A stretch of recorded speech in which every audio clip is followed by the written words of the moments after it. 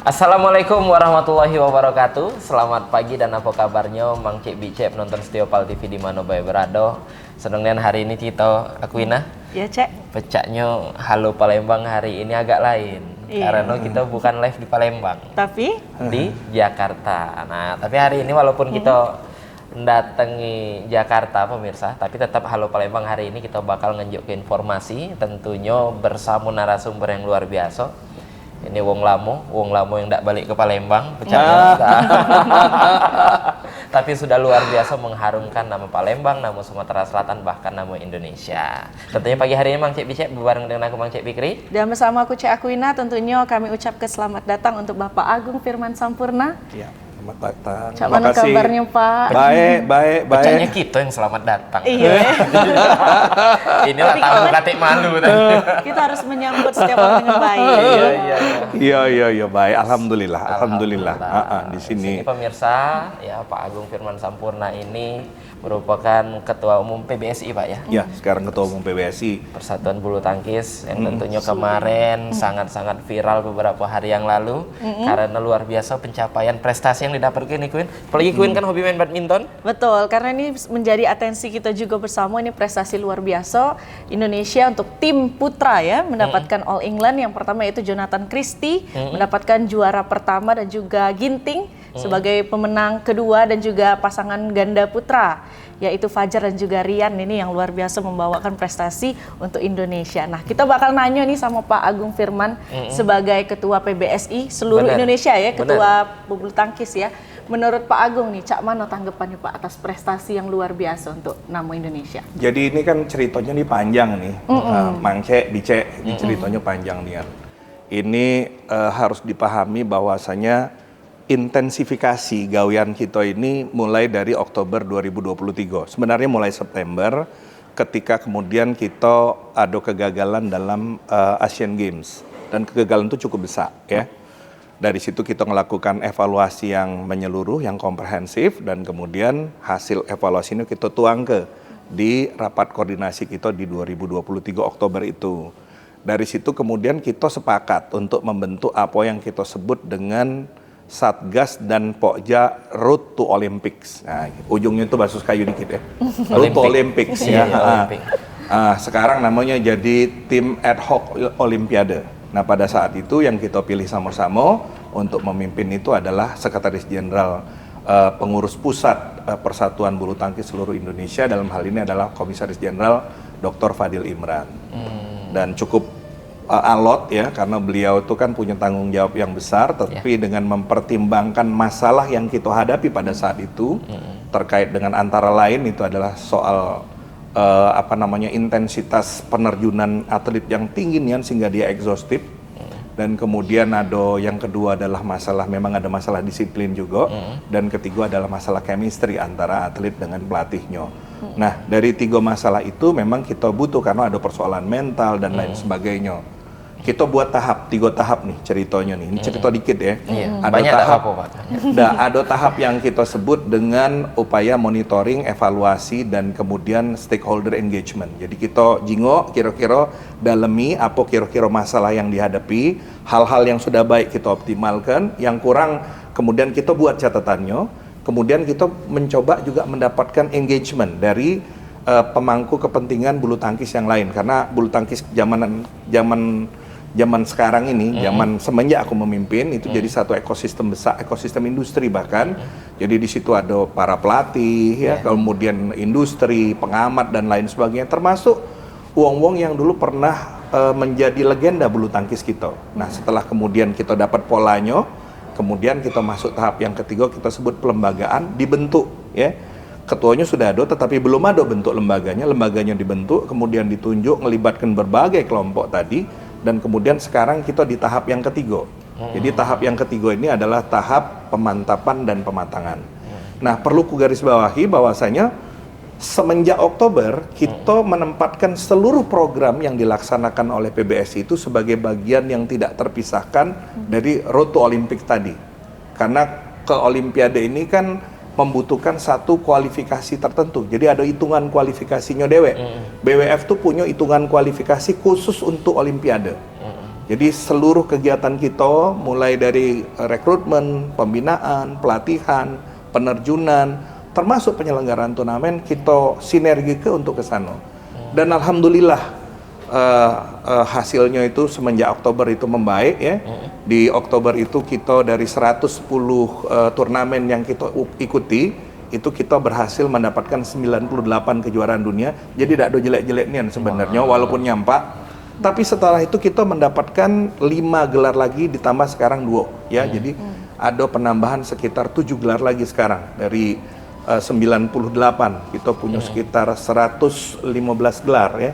Ya, benar ya, 115 gelar lagi. Jadi kita sekarang cukup banyak dan alhamdulillah memang bukan ini baik pertama kali kita memecahkan telok ya, kalau bahasa kita orang Palembang atau rekor. Di 2021 pun kita berhasil memecahkan rekor. Jadi kalau sekarang adalah yang pertama kali setelah 30 tahun kita berhasil menghadirkan All Indonesian Finals di All England yang merupakan apa namanya turnamen tertua dan sangat prestisius di dunia. Levelnya itu adalah BWF Super Series 1000.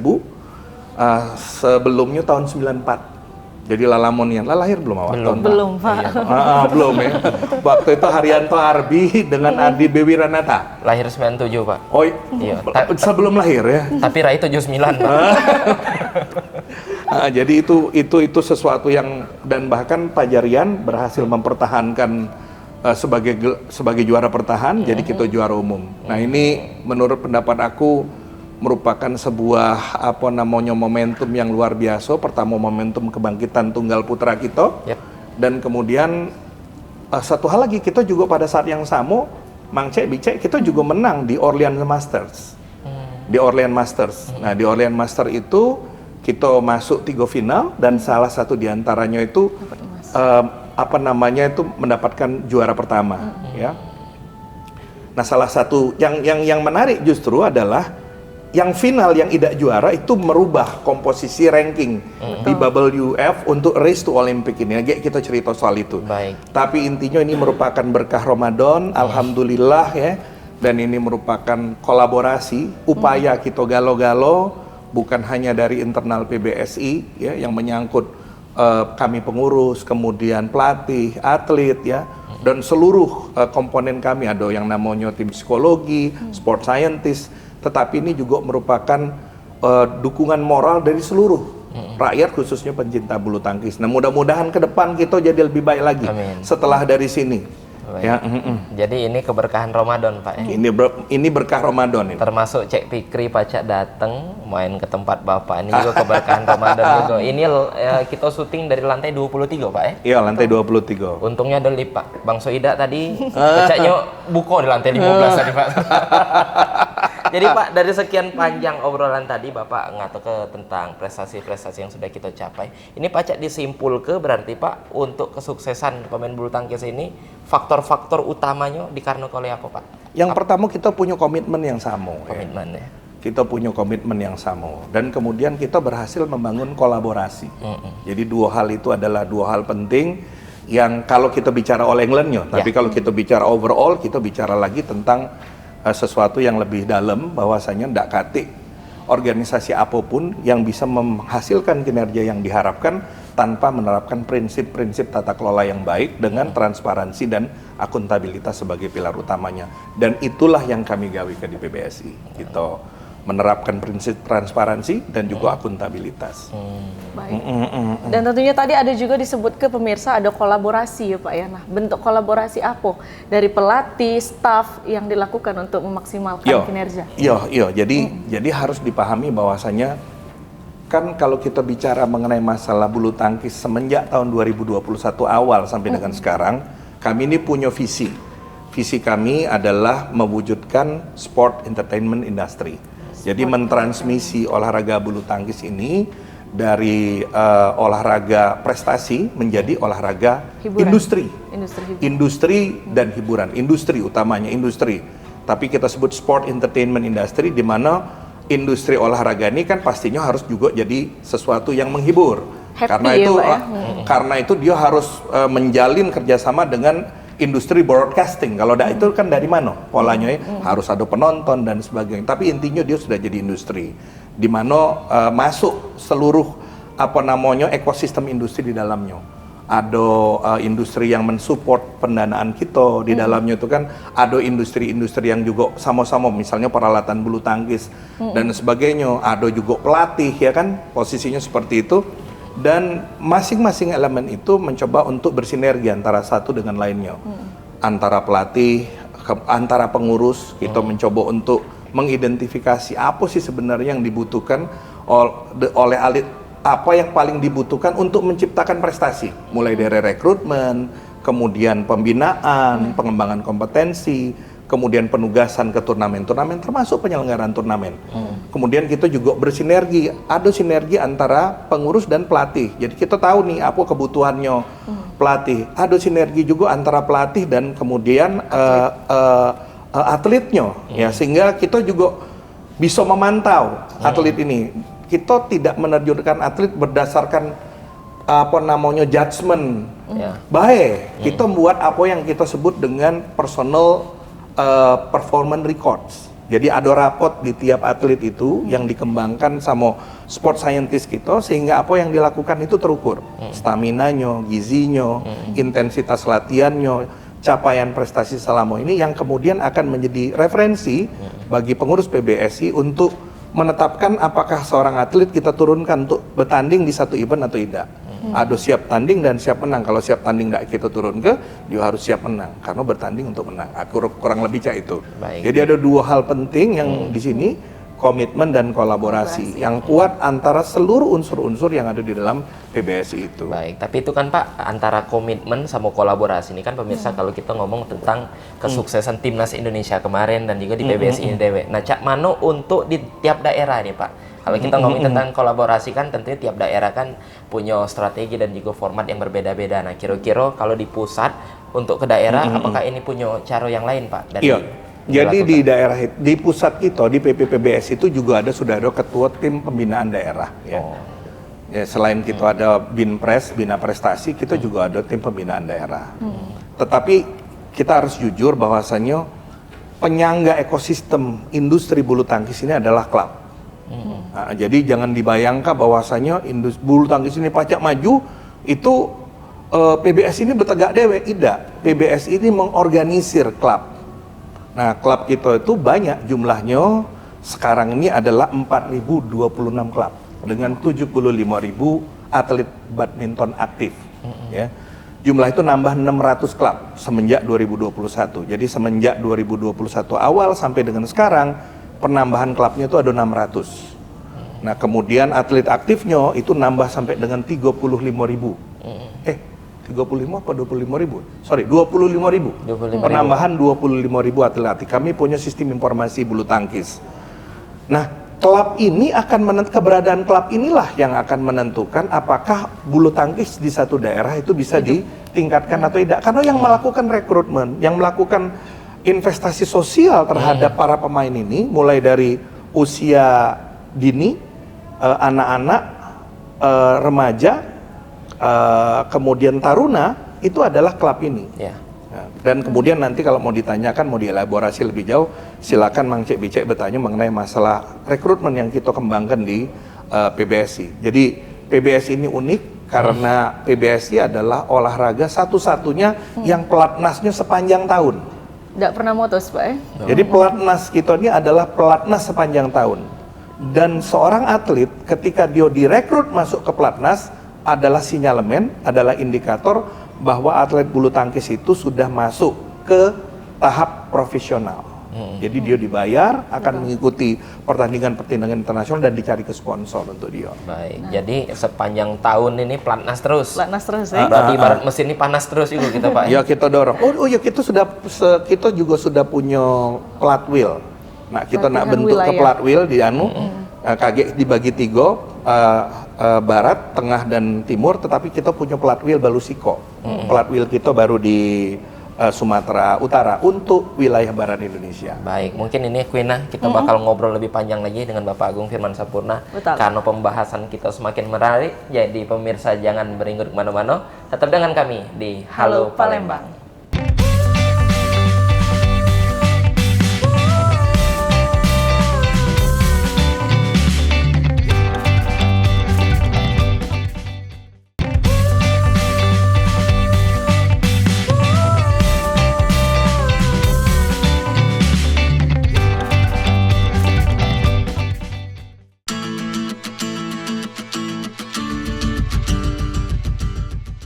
Terima kasih pemirsa, masih bersama kami di Halo Palembang, masih bersama Mang Cek Fikri, Cek Akwina dan juga Bapak Agung Firman Sampurna.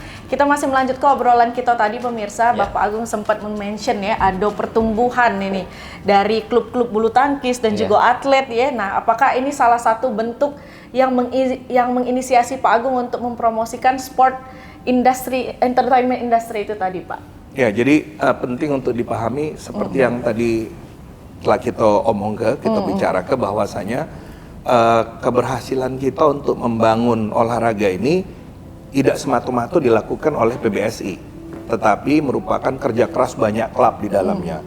Klub-klub inilah yang kemudian melakukan investasi sosial.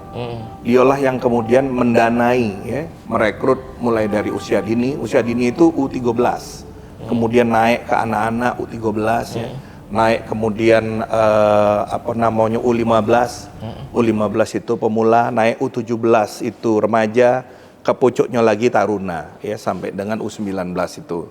Ini persiapan untuk dia jadi pemain bulu tangkis nian, mungkin amatir, ya. Nah, teman-teman sekalian, ini merupakan ukuran antusiasme. Ya, jadi antusiasme. Ada di satu masa di mana klub-klub kecil ini mati. Karena apa? Karena ada klub besar yang dominan dan kemudian menyelenggarakan apa yang disebut sebagai uji bakat seperti itu, di mana uang yang sudah berinvestasi dari budak-budak kecil ini, ya, kemudian sampai ke level remaja, jadinya tuh langsung diambil BMA itu. Kalau PBS yang sekarang kita komitmen untuk melindungi klub-klub kecil ini. Jadi silahkan, makanya kalau teman-teman jingok sekarang, yang namanya pemain bulu tangkis kita, betul-betul pemain bulu tangkis dari Sabang sampai Merauke, dari Miangas sampai Pulau Rote. Jadi kalau teman-teman jingok yang sekarang, pemain bulu tangkis kita kan ada yang namanya ginting. Itu berarti Batak kan. Kemudian ada pemain bulu tangkis kita Ciko. Itu Papua. Jadi dari mana-mana, Papua ada, kemudian Batak ada, dulur-dulur kita dari Sulawesi Tengah, Konawe, kayak luas, jadi, Pak. Seluruhnya. Jadi bukan hanya berasal dari satu daerah saja, bukan hanya berasal dari satu klub saja, tapi dari banyak klub dari seluruh Republik Indonesia. Karena bulu tangkis ini sudah menjadi bagian dari kultur pop Indonesia juga, budaya pop Indonesia juga. Dan satu-satunya sampai dengan saat ini, satu-satunya cabang olahraga yang diharapkan untuk memberikan emas pada Olimpiade 2024 ini. Nah, ini memang betul, ini adalah salah satu pilar, salah satu unsur penting dalam pembentukan industri bulu tangkis kita. Tetapi industri itu sudah barang tentu kalau ada industri yang menyokong. Nah, salah satunya tempat kita ini, MNC. MNC ini punya kerjasama korporasi dengan PBSI dalam broadcasting, dalam pemberitaan, seperti itu. Kami juga punya ada kerjasama dengan BNI. Jadi kontrak kerjasamanya itu taruh di sini, yaitu ya, kapal api, kemudian teman-teman paham ya, kapal api, kemudian Scarlet, dan kemudian peralatan-peralatan bulu tangkis seperti yonek, lining dan sebagainya. Sehingga ya siapapun kita bicara sekarang ini tidak ada bicara charity, kita bicara atlet-atlet kita tegak kita dan atlet kita itu tegak sama tinggi, duduk sama rendah dengan industri. Dia bisa memberikan dana, kami juga bisa memberikan kesempatan untuk marketing, jadi brand ambassador dan sebagainya. Ini adalah bagian penting dari yang itu, Bicek Queen. Kita membangun industri ini bukan sekedar olahraga prestasi yang cuman bergantung dari dukungan pemerintah atau pemerintah daerah, tetapi kita juga melibatkan industri sehingga mereka yang ada di sini menjadi profesional. Yang namanya profesional itu dia mendapatkan remunerasi yang memadai untuk dia. Walaupun karir di olahraga ini pendek, sampai umur 32-34 tahun. Tapi dengan dia dijadikan industri, ada jaminan uang yang memilih menjadi atlet profesional sebagai profesinya. Baik, luar biasa. Jadi tadi juga pemirsa, ini Pak Agung sudah ngatur ke bahwa untuk masalah kesempatan, ya, atlet-atlet bulu tangkis ini terbuka lebar.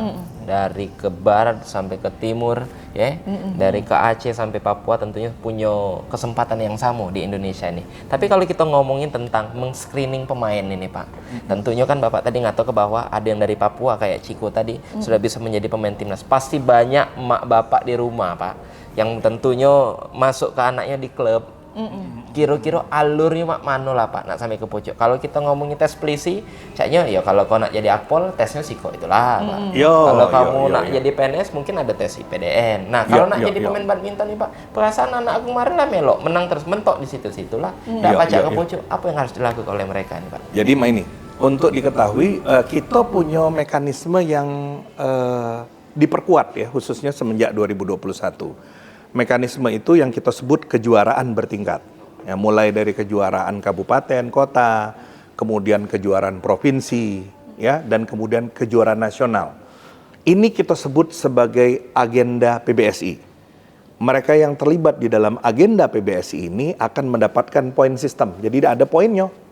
Bukan cuman yang bertanding di BWF, tapi di nasional kita siapkan rating nasional. Jadi peringkat nasional. Wong yang bertanding di sini di tiap di tiap sektornya.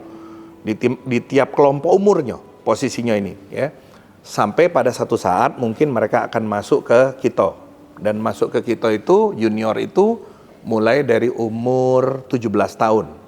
Jadi di tingkat taruna sudah bisa masuk ke Kito, dan salah satu upaya kita membangun Platwheel adalah supaya ada sumber sudah wahana untuk pembinaan pada tingkat junior ini. Tetapi intinya dia harus mengikuti kejuaraan berjenjang ini. Yang menang di satu kejuaraan akan punya kesempatan untuk ikut di kejuaraan yang lebih tinggi. Setelah selesai di kejuaraan nasional, kejurnas, kita punya yang disebut seleknas. Seleksi nasional. Sebenarnya di provinsi juga ada selekprov, tapi kita punya mekanisme yang kita sebut dengan seleknas. Kenapa seleknas ini menjadi penting? Karena tidak seluruh provinsi melaksanakan kejurprov. Jujur baik ya, tidak segala provinsi. Nah, oleh karena itu juga ada mekanisme penting yang kita sebut seleknas yang memberikan ruang bagi provinsi untuk merekrut mereka yang dianggap punya kemampuan atau talenta untuk terlibat di dalam seleksi nasional. Nah, kalau sudah sampai seleksi nasional, masuk di seleksi nasional, itulah yang akan kita istilahnya promosi. Jadi kita promosi masuk ke dalam pelatnas. Tapi begitu masuk pelatnas, jangan kemudian abai karena kami punya personal record ya, yang akan menghitung mano capaian dia selama 1 tahun. Kalau dalam 1 tahun ternyata capaiannya itu tidak memenuhi standar, dia akan mengalami apa yang disebut degradasi. Jadi ada promosi, ada degradasi. Tetapi polanya kita lakukan tanpa harus mempermalukan atletnya. Karena setiap tahun ada masa istirahat sekitar 1 bulan setelah masuk pelatnas. Bagi mereka yang stay akan kembali diundang, tetapi bagi mereka yang didegradasi lewat sebuah aturan yang tertulis dengan ukuran-ukuran yang indikator-indikator yang terukur tidak diundang kembali. Polanya kurang lebih seperti itu. Jadi ini sesuatu yang terbuka dan menjanjikan. Jadi intinya tadi endingnya pemirsa itu seleknas. Seleknas itu seleksi nasional. Kan? Oh iya, ada lagi. Selain itu juga ada kita juga yang disebut Sirnas. Sirkuit nasional A, sirkuit nasional B, dan sirkuit nasional C. Nah, sirkuit nasional ini juga bisa nambah poin kita. Sirkuit apa nih Pak? Sirkuit nasional. Untuk sirkuit ini, Sirnas ini berlaku di bulu tangkis, bukan balap. Ini sirkuit juga, namanya juga Sirnas. Jadi Sirnas seri A, seri B, dan seri C. Mulai dari anak-anak, remaja, dan taruna. Polanya ini. Jadi memang diberikan kesempatan supaya dia pacak tanding, melok, dan sebagainya. Biasanya mereka yang menjadi juara-juara pada Sirnas ini akan dilirik oleh klub-klub besar. Nah, makanya di sini industrinya jalan. Diharapkan mereka yang kemudian diambil kalau dari satu klub ke klub yang lain ada dana transfernya juga. Seperti itu. Jadi ini esensi dari yang namanya industri. Kita hidupkan hal-hal yang seperti ini. Jadi mereka yang sudah kemudian melakukan pembinaan tidak kemudian hilang begitu saja. Tetapi mereka bisa mendapatkan sesuatu, ada investasi yang dia buat. Ini sedang kita hidupkan industri ini. Nah, itu adalah pola yang kita gunakan. Sirnasnya jalan, ya kan, dan kemudian perusahaan-perusahaan bisa berpromosi di situ. Pada saat yang sama ini menjadi ajang untuk peningkatan kapasitas penguatan kompetensi dari atlet-atlet kita. Sirnas sirkuit Sama nasional. Seleknas. Seleknas, betul. Karena wong Palembang ini dengar selek, pikirnya tidak berteguran, Pak selek. Beda seleknya itu. Beda seleknya, Pak. Iya. Iya. Dan pemirsa kita tadi juga sudah dengar penjabaran dari Pak Agung terkait seleksi dan juga screening pemain ini. Nah, Pak Kito Jingo, ini kalau setiap provinsi tentunya ada perbedaan plus dan minus masing-masing, Pak. Iya. Cak mano PBSI nyingok antara provinsi satu dan provinsi yang lain, karena kita jingok juga kalau sport entertainment industry ini mungkin antusiasme dari kota besar dan kota yang di daerah lain itu agak sedikit berbeda, Pak. Nah, cak mana PBSI ini itu, Pak? Ya, apa namanya itu tidak dapat dipungkiri lagi bahwasanya semakin banyak penduduk di satu tempat, maka kesempatan untuk membentuk klubnya semakin besar. Semakin sedikit penduduk di satu tempat, kesempatan untuk membangun klubnya juga semakin kecil kan, cak itu. Padahal kita adalah olahraga yang mendorong klub untuk tumbuh, jadi berbasis klub seperti itu. Nah, kalau klubnya besar, sudah barang tentu kita harapannya wong-wongnya datang banyak, sehingga pembinaan perhatian yang kita berikan untuk di sini sudah barang tentu tidak terlalu besar. Dalam artian mereka punya dana yang cukup dan sebagainya. Tetapi untuk daerah-daerah yang jauh sepanjang minatnya besar, itu juga diberikan perhatian. Jadi kan sudah barang tentu akan ada perbedaan antara provinsi Jawa Barat yang jumlah penduduknya 30-an juta, cak itu ya, dengan dulur-dulur kita di wilayah timur Indonesia yang jumlah penduduknya antara 1, 2 sampai dengan 3 juta baik. Kan pastinya ada perbedaan cak itu. Nah, mereka akan kita berikan kesempatan, biasanya kita subsidi kalau mereka mau datang ke sini, kita juga subsidi untuk transportasinya supaya dia semangat, karena itu harusnya kan ditanggung sama dana dari pemerintah daerahnya, tapi kalau kami bantu seperti itu polanya. Hal-hal yang seperti itu. Itu artinya berarti saudara-saudara kita yang kabupatennya jauh dari kota Palembang jangan khawatir. Semua orang mempunyai kesempatan yang sama. Betul. Baik, luar biasa. Tapi dari tadi ini pemirsa kita membahas PBSI, badminton secara nasional. Nah, ini Fikri pengen tahu juga Pak, pandangan Pak Agung tentang dunia perbulu tangkisan di kota Palembang, terutama di Sumatera Selatan. Sumatera Selatan itu sebenarnya pernah dengar Aksan kan? Aksan? Pernah. Aksan itu, Pak. Iya, Aksan itu, Hendra dan Aksan itu untuk pebulu tangkis Cino itu punya julukan khusus, Dewa. Makanya nyebutnya Dewa Hendra dan Dewa Aksan. Sebegitu jauhnya apresiasi wong di sana. Jadi kalau potensi itu ada, tapi sudah barang tentu tinggal kemudian pengurus provinsinya yang kemudian melakukan pembinaan, dan sudah barang tentu dibutuhkan perhatian pemerintah daerah, karena pemerintah daerah itu masih menjadi sumber pendanaan besar bagi pengembangan olahraga di luar Jawa. Kalau di luar Jawa itu masih besar nian ya, polanya harus dipahami juga. Ini adalah sebuah kenyataan realitas yang kita terima sama-sama. Beda dengan di Jawa Barat, Jawa Timur, Jawa Tengah, apalagi di Jakarta, itu beda nian. Nah, alokasi dana untuk yang namanya pengembangan olahraga harusnya lebih besar untuk di daerah kita, baik dari pemerintah provinsi maupun dari pemerintah kabupaten dan kota. Artinya itu ini, kita tuh ada dana KONI ya. Cuman kan dana KONI ini kan harusnya kan dibagi menjadi 2 kelompok dana. Satu dana untuk penyelenggaraan event, satunya lagi dana untuk pembinaan atlet. Lah kalau dana anggaran KONI 25 miliar, 30 miliar untuk bulu tangkisnya cuma 15 juta kan, menurut pendapat aku kan itu sangat-sangat tidak proporsional. Aku udah galak membahas lebih jauh, kesian kakek ya. Hasil pembahasan aku ini gak ada yang sekolah, jadi maksud aku hal-hal yang seperti ini menjadi satu perhatian yang penting. Kalau pemerintah daerahnya, dalam hal ini kepala daerah, punya perhatian terhadap upaya mengembangkan olahraga. Dan mengembangkan olahraga, khususnya bulu tangkis itu menjadi sesuatu yang penting hari-hari ini. Bulu tangkis masuk yang kita sebut dengan DBON urutan pertama, desain besar olahraga nasional. Tetapi olahraga itu merupakan penyelenggaraan eventnya, itu dapat mengaktifkan pariwisata, industri. Jadi industri kreatif dan lain sebagainya. Tourism segala. Dan itu Anda bisa dibayangkan penyelenggaraan FIFA itu triliunan rupiah. Dan kalau itu bisa didorong pengembangan industri seperti itu, penyelenggaraan event-event seperti itu, ini akan memberikan masukan yang signifikan untuk pendapatan asli daerah juga ujung-ujungnya. Mantap, luar biasa. Ini Kuina makin seru, makin melebar ya. Kayaknya kita lebar lagi pemirsa, tapi di segmen 3. Jadi pemirsa, kita bakal lanjut ngobrol dengan Bapak Agung Firman Sampurna, tentunya masih dengan Ketua Umum PBSI. Ada beberapa pertanyaan yang tentunya pengen Pikri tanya ke jauh-jauh datang dari Palembang, Pak. Nak nanya itu. Nah, jadi pemirsa jangan kemana-mana, kita bakal balik sehabis yang nak lewat Siko ini.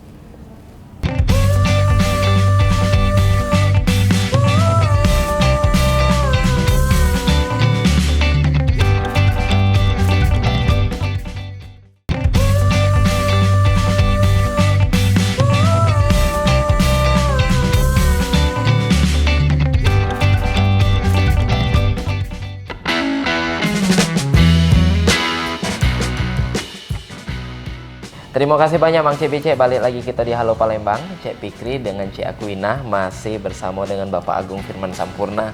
Pecahnya dari segmen awal sampai segmen kedua tadi kita sudah membahas tentang dunia bulu tangkis. Ya, sudah paham dan sudah selesai kalau pecahnya. Tapi kalau kita ngomong-ngomong Pak, tadi kita sempat menyinggung tentang masalah perekrutan atlet dari tiap daerah. Ini Bapak lah berapa lama kangen enggak Pak dengan Sumatera Selatan? Kayaknya lama enggak balik Palembang Bapak nih? Enggak, kalau balik ke Palembangnya neman. Ya, jadi 2 bulan sekali, aku tuh selalu balik ke Palembang. Sebulan, 2 bulan sekali tuh balik Palembang. Karena yo aku nih wong dusun. Jadi walaupun sudah, aku sempat jadi pimpinan Auditorat Keuangan Negara 1. Kami itu dipercaya dan itu bertanggung jawab meriksa seluruh perwakilan Republik Indonesia di luar negeri. Berarti kan kedutaan besar dan konsulat jenderal, termasuk atas pertahanan. Alhamdulillah tugas itu bisa dilaksanakan dengan baik dan mungkin sudah lebih dari 30 negara kita datangi.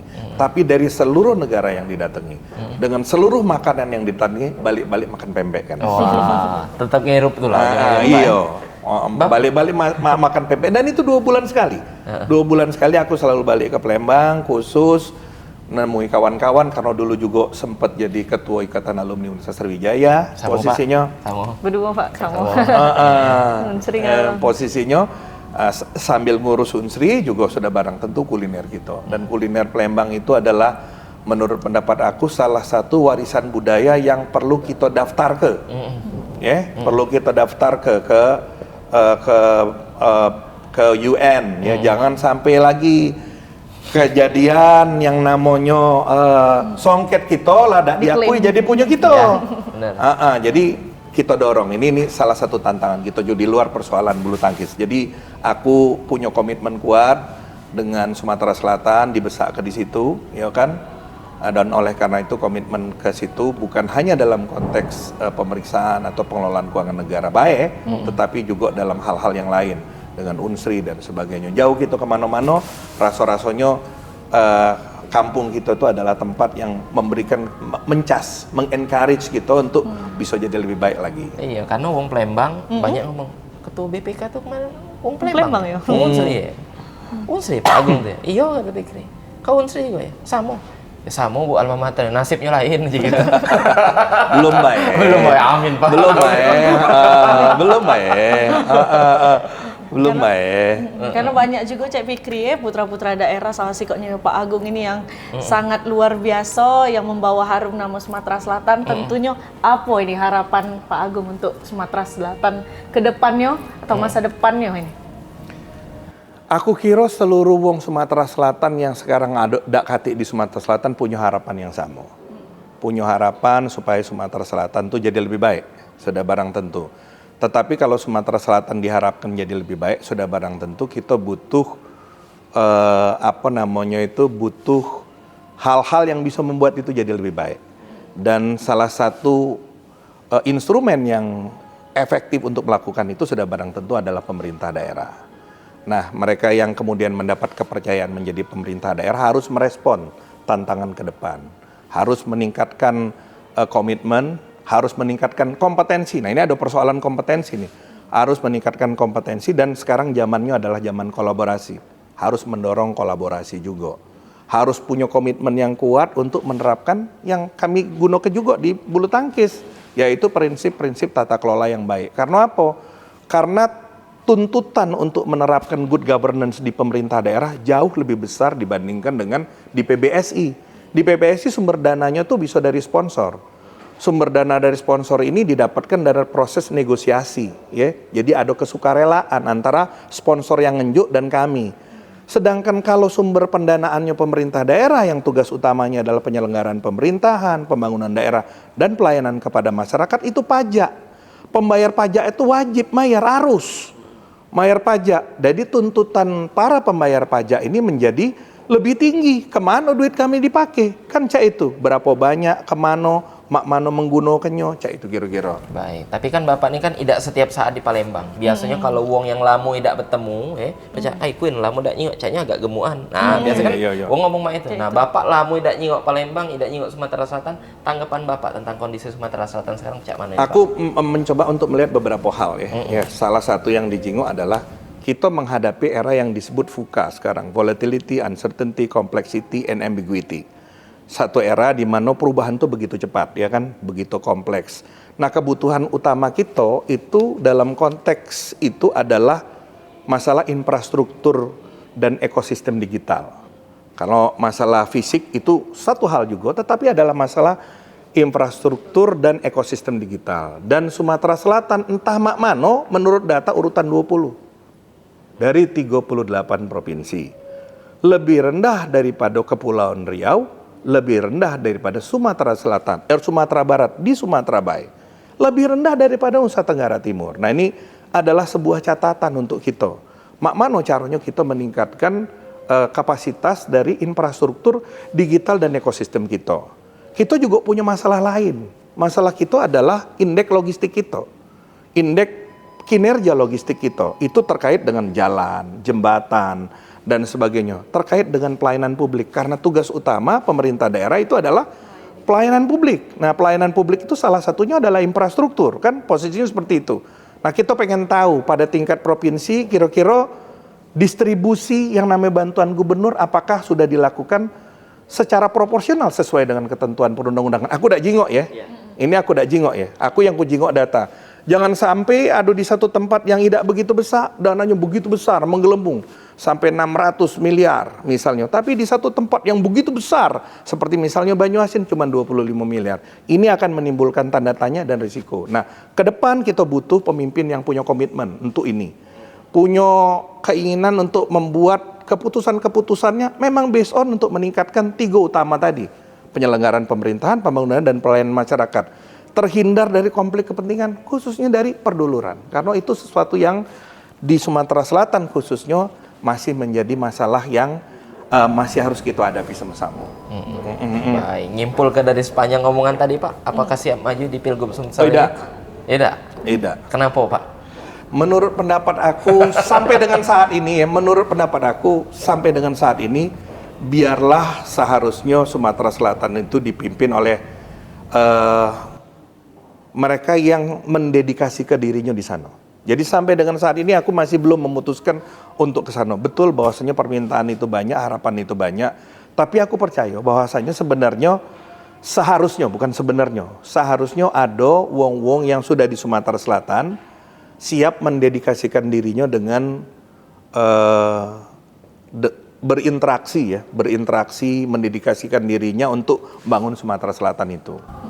Tapi Cak Fik, nyingok dengan kompetensi apa yang sudah Bapak beri ke untuk PBSI, apalagi untuk Sumatera Selatan ini adalah sebuah yang apa ya kita ngomongnya bisa Pak Cak. Nah, itu kita belum tahu. Tapi yang jelas menurut pendapat aku sampai dengan saat ini aku belum memutuskan yang seperti itu. Permintaan itu banyak, tapi menurut pendapat aku paling penting adalah sebaiknya mereka yang sudah mendidik. Aku kan profesional, jadi itu ada jabatan politik, sedangkan jabatan politik kalau Bicek Queen ingat pelajarannya ini termasuk kategori elected official. Sedangkan aku ini biasanya di ranah yang appointed official, yang profesional. Aku tidak ngerti, aku tidak memilih politik itu sebagai jalur. Soal yang lain lagi. Tapi sampai dengan saat ini aku memandang bahwasannya jalur profesional itu masih menjadi pilihan yang utama. Ya kan, masih untuk aku jadi pilihan yang utama. Aku jadi dosen di UI dan kemudian di sini bukan cuma di UI baik. Jadi bukan. Jangan salah ini. Tahun 2023 Pak Anies Baswedan itu direkrut oleh Oxford. 2021 kita dulu, baru dia. Dulu 2 tahun. Dan aku yang sekarang. Jadi istilah member itu yang direkrut di Channel Session. Jadi University of Oxford itu di Blavatnik School of Government punya yang disebut dengan Channel Session on Integrity and Corruptions, yang kemudian ngumpulkan tokoh-tokoh seluruh dunia. Itu dikumpul ke 2 kali 3 kali setahun untuk ada lingkar akademik prestisius di situ, memberikan masukan, memberikan insight terkait dengan inovasi strategis dalam upaya membangun tata kelola yang dapat mengurangi korupsi dan meningkatkan integritas. Dari 15 tokoh dari seluruh dunia itu diambil macam-macam.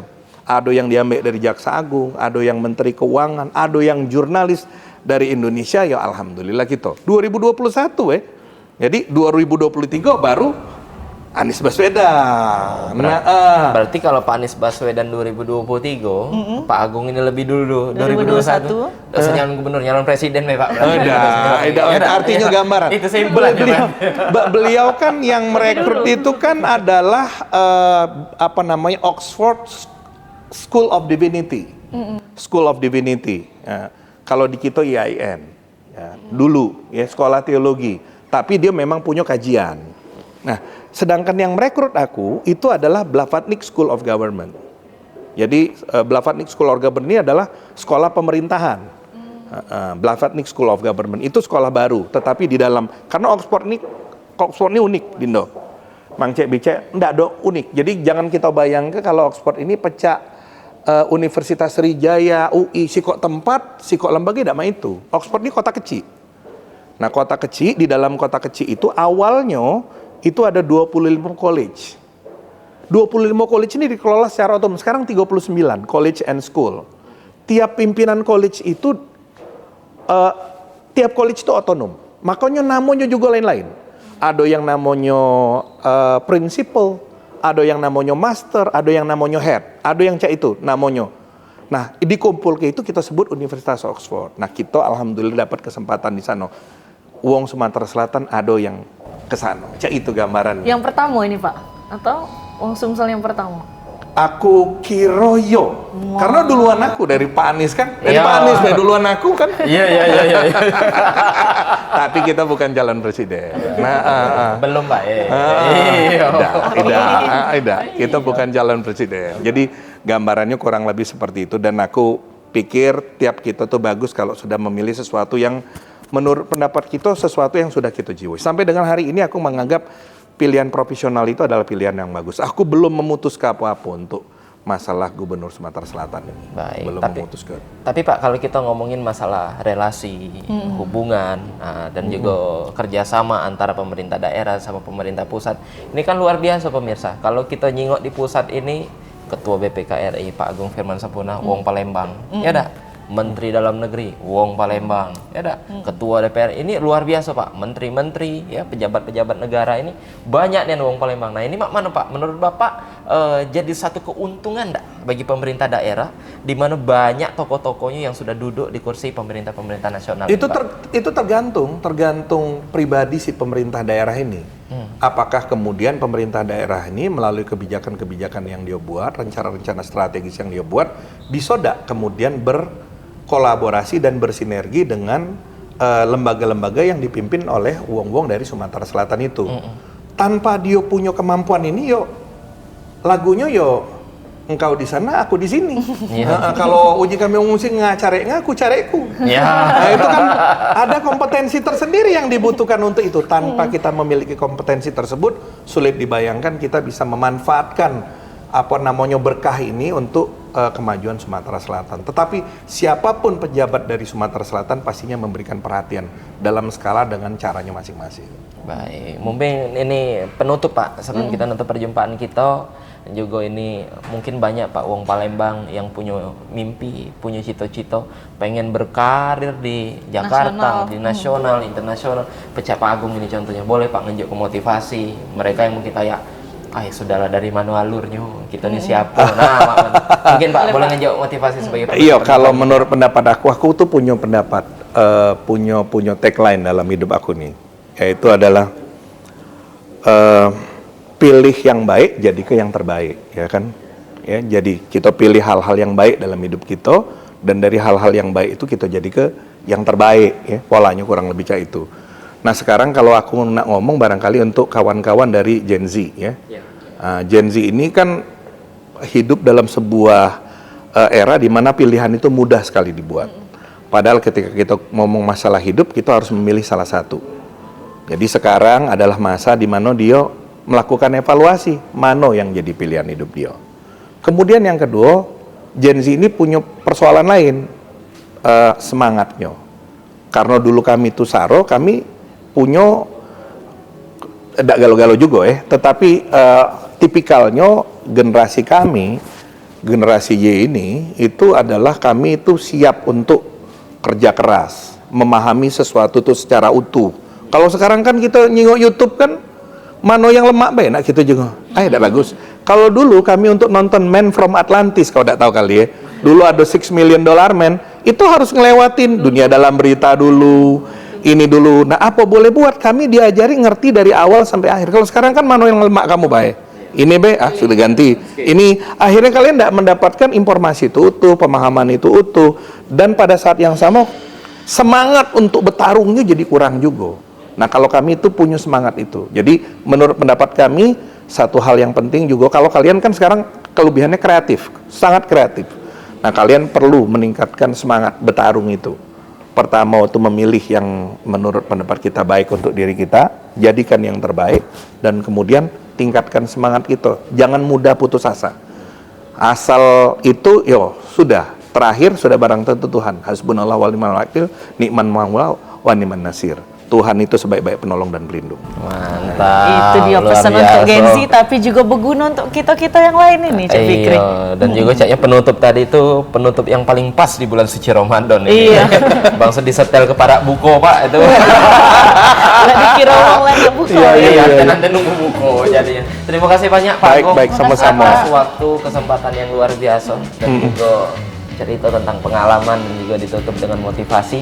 Tentunya semoga bisa jadi suntikan semangat ini Pak untuk masyarakat Kota Palembang, Sumatera Selatan, terutama untuk anak-anak muda Gen Z yang sudah mendengar tadi juga Pak Cak kita dengar bahwa kesempatan itu terbuka lebar. Jadi kita yang harus mempersiapkan diri. Jadi sekali lagi kami ucapkan terima kasih banyak untuk pemirsa yang sudah menyaksikan kami. Jangan lupa terus saksikan Halo Palembang setiap hari dari jam 9 sampai jam 10 pagi. Cuman di PAL TV memang punya kita. Akhir kata aku Mang Cak Fikri. Dan aku Cak Akuina pamit undur diri. Terima kasih. Wassalamualaikum warahmatullahi wabarakatuh. Sampai jumpa.